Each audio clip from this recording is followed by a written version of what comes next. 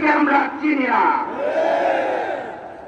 দেশের প্রয়োজনে 15 মাস ধরে যিনি বিদেশ থেকে দেশে আসতে পারছেন না, যিনি নিজের নিরাপত্তা নিয়ে সমমনা দলের বরিশাল বিভাগীয় ঐতিহাসিক এই সমাবেশের সংগ্রামী সভাপতি, বাংলাদেশ জামাত ইসলামের সংগ্রামী কেন্দ্রীয় নায়েবে আমির, বাংলাদেশ জাতীয় সংসদের মাননীয় সাবেক সংসদ সদস্য মোর্চার জননেতা জনাব অধ্যাপক মুজিবুর রহমান, আজকের এই ঐতিহাসিক জনসভার সম্মানিত প্রধান অতিথি, ইসলামী আন্দোলন বাংলাদেশের সংগ্রামী আমির জামাই পীর সাহেব মুফতি সৈয়দ মোহাম্মদ রেজাউল করিম, প্রোগ্রামের সম্মানিত দলের শীর্ষ নেতৃবৃন্দ, উপস্থিত আজকের প্রোগ্রামের সংগ্রামী ভাই এবং বন্ধুগণ, সাংবাদিক বৃন্দ, আমার বরিশাল অঞ্চলের বিভিন্ন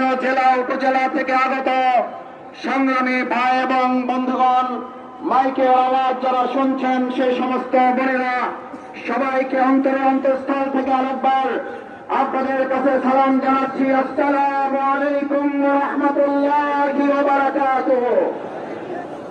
সংগ্রামী ভাই এবং বন্ধুগণ, আজকের বরিশাল বিভাগের সমাবেশ মূলত আমাদের এই বরিশাল অঞ্চলের সেই খ্যাতিমান কোরআনের পাখি আল্লামা হযরত দেওয়ান হোসেন সাঈদী রাহিমাহুল্লাহকে অন্যায়ভাবে মেডিকেল ক্লিনিকের মাধ্যমে হত্যার প্রতিশোধ নিয়ে একটি ইসলামী কল্যাণ রাষ্ট্র প্রতিষ্ঠার সমাবেশ। আজকের সমাবেশ সৈয়দ মুফতি ফয়জুল করিমকে রক্তাক্ত করা হয়েছে বরিশালে, তার প্রতিশোধ নেওয়ার সমাবেশ।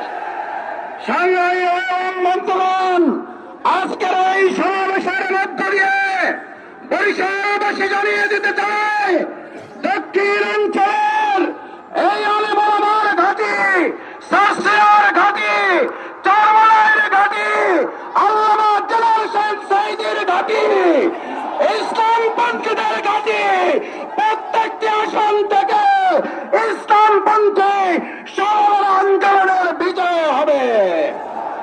সংগ্রামী এবং বন্ধুগণ, এবারের ভোট হবে চাঁদাবাজ দুর্নীতির বিরুদ্ধে, এবারের ভোট হবে আলেমদের ফাঁসির প্রতিবাদে, এবারের ভোট হবে আলেমদেরকে হত্যার প্রতিবাদে। এবারের ভোট দিয়ে তারা কেন্দ্র